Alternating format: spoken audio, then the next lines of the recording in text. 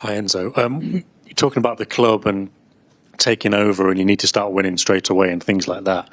When you've spoken to the club about targets for this season and what would be a good season, have you had those conversations, and would it be like trophies or league position or performances? Like how are they seeing it, and what's the demand for you? At the beginning of the season, you don't set a target in terms of trophy. The target since day one has been quite clear with the club, with the players, is to compete, to arrive March, April, to be there, and then we see what's happened.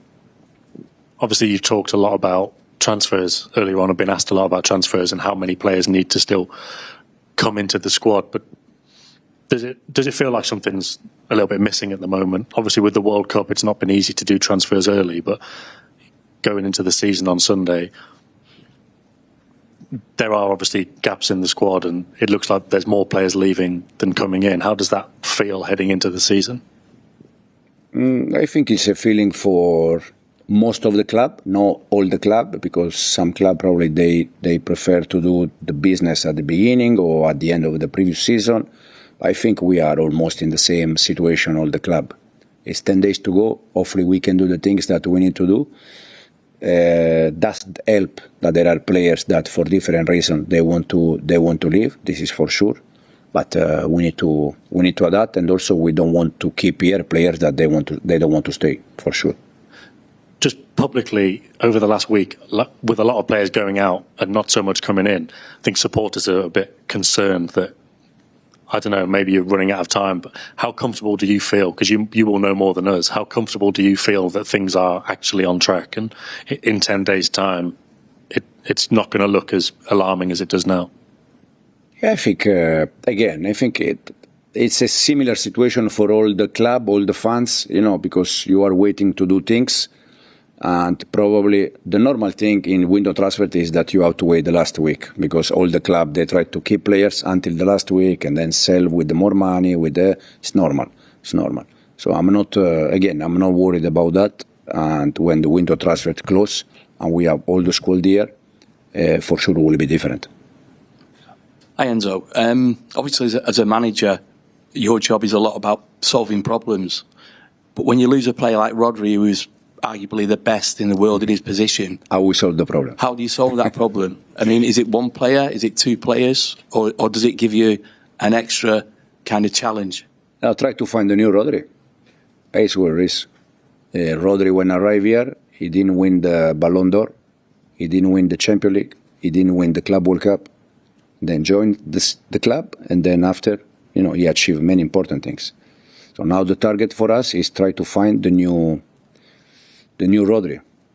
I think when I was thinking last night when David Silva was here, everyone was worried.